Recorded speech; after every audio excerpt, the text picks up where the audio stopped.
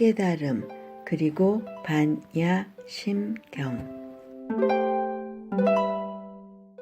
사소한 일상에서 종교적 믿음에 이르기까지 일체의 믿음이 실은 인간 자신의 뜻일 수도 있고 또 인간 자신만의 헛된 망상일 수도 있음을 인정해야 합니다. 종교적 탈을 쓴 위선보다 믿음을 저버린 양심이 더 종교적일 수 있습니다. 저버린다는 것은 초월을 의미하기 때문입니다. 성법 스님 지음 민족사. 성법 스님은 10세에 출가하여 동국대학교 불교대학원을 수료하고 현재 고양시 대한불교조계종 용화사 주지, 불교 신자는 물론 일반인들에게도 바른 불교를 이끌기 위해 2001년부터 10년 원을 세워 경전 전사나 불사의 장인 불교 경전 총론 www.sejon.or.kr 한글 도메인 세존을 운영하고 있음. 스님은 이 사이버 불사에서 현지의 불교에 안주하지 않고 미래의 한국 불교를 위한 정법의 실현으로 모든 중생이 고해의 바다에서 지혜의 배를 타고 안락의 세계로 같이 가기를 간절히 바라고 있음. 저서로는 기존의 상투적인 해석에서 벗어나 현대인의 시각에서 어려운 불교 경전을 쉽게 해석한 이래도 모르시겠습니까? 와 화엄경을 최신 과학 이론과 접목하여 해설하며 또한 현재의 비불교적 요소를 날카롭게 비판한 이판사판 화엄경 등이 있음. 저자의 말. 철학을 이해한다는 것은 참으로 어렵습니다. 너 자신을 알라는 소크라테스의 말을 이해하였다고 해서 그의 사상까지 다 파악한 것은 아니듯이 말입니다. 우리가 불교를 이해한다는 것은 사실 난해한 철학을 공부하는 것과는 비교도 안 될 만큼 어려운 주제입니다. 어쩌면 단지 이해라는 말은 불교에서는 전혀 의미가 없을 가능성이 큽니다.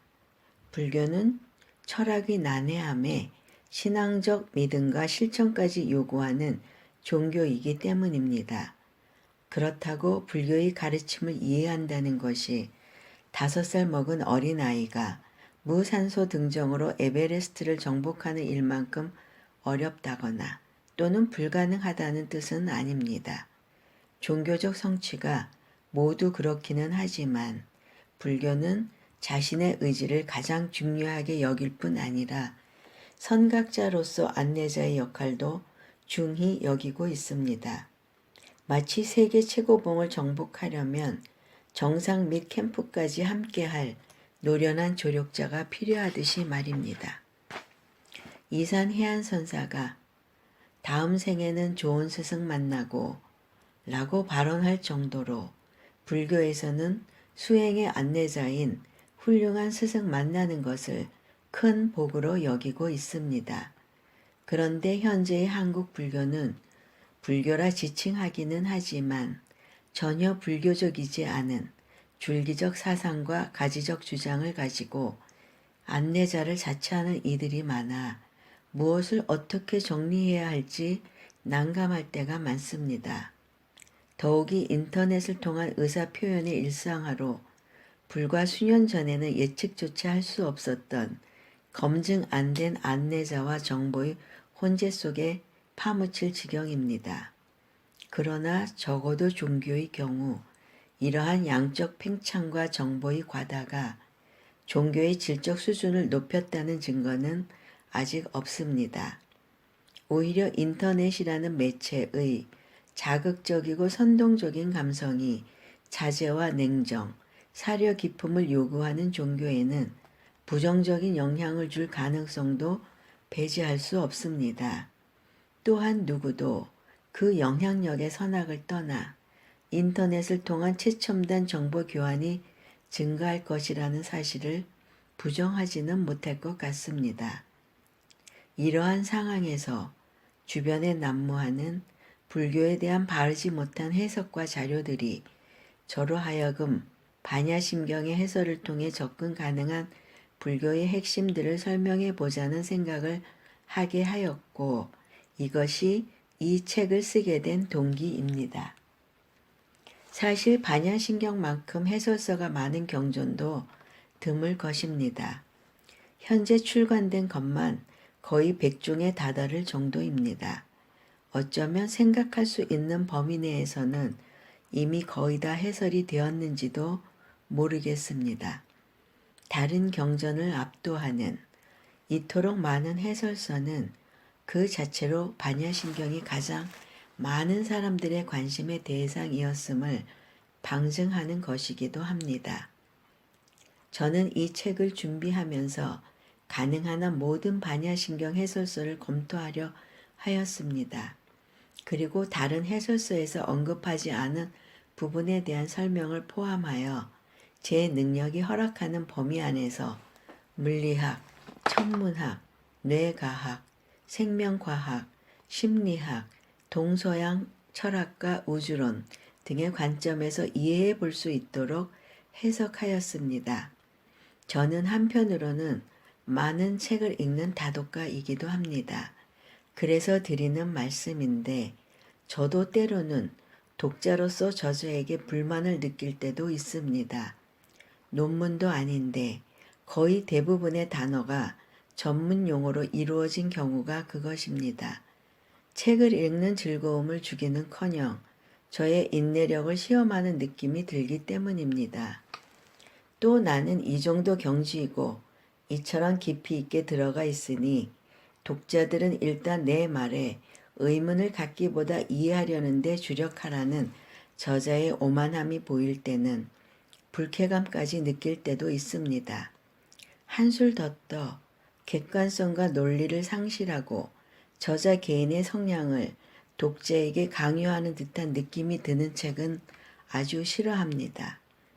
이런 말씀을 드리는 이유는 본 해설서의 내용이 비록 함량 미달이라 해도 저로서는 독자들로부터 이런 소리를 듣지 않으려고 부단히 노력했다는 사실만은 인정해 달라는 뜻입니다. 그렇다고 제가 명저들만의 장점을 흉내냈다거나 그 장점의 일부라도 갖고 있다고 강변하는 것은 아닙니다. 저는 이 책에서 불교 교리 이해의 기본 요소인 용어의 해석에 과감하게 문제를 제기했습니다. 예를 들어 무아를 공아로 대체하는 것이 어떠냐는 유례없는 제안이 그것입니다. 또 한국 불교의 정체성과 그 가치에 대해서도 언급하였습니다. 원효와 의상의 불교는 말로만 찬탄하고 해능 등 중국 선서의 불교에 사상적으로 지나칠 정도로 의존한다는 지적이 그것입니다. 그리고 외람되게도 지금 벌어지고 있는 한국 불교의 비불교적 요소와 그 구체적 사례에 대해서도 제 견해를 분명히 하였습니다. 이 책은 한편으로는 자상한 반야심경 해설서가 되겠지만 다른 한편으로는 한국 불교에 대한 지독한 비판서로 비춰질지도 모릅니다. 다만 서두에 밝혔듯이 최고봉이 보이는 산 중턱까지는 미끄러지지 않고 올라갈 수 있도록 도와주는 안내자로서의 역할에 충실하도록 노력하였습니다. 베이스 캠프에서 지혜의 정상인 반야에 오르는 길은 이제 여러분의 몫입니다. 본 졸조에 대한 따끔한 질책 진심으로 기다리겠습니다.